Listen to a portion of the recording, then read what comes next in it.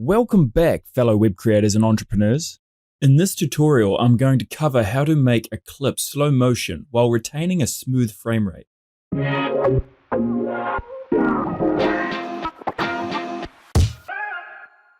Let's jump straight into Adobe Premiere. To kick things off, I've opened up a video clip that I'd like to apply a slow motion effect to. Begin by right-clicking the clip on your timeline you wish to slow down.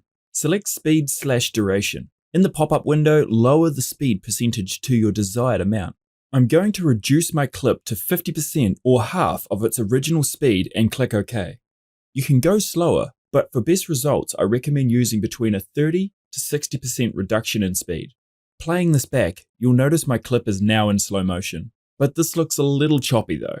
To fix this, once again, right-click your clip and go to Speed/Duration. This time, leave the speed as is, but change the time interpolation setting to Optical Flow and hit OK.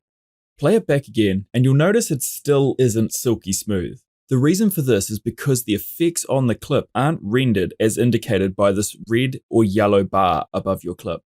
Select your clip on the timeline, then go up to Sequence, click Render Selection, and Premiere will start rendering your clip with effects included. Depending on how long your clip is, it may take some time to render. Now that it's finished, the bar will turn green and you will be able to see the true optical flow slow motion effect in action.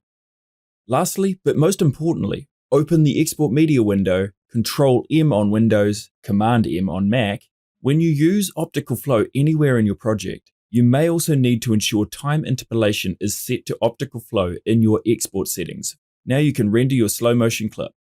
That's it for this tutorial. I hope you learned something new. Thanks for watching, and I look forward to seeing you again soon.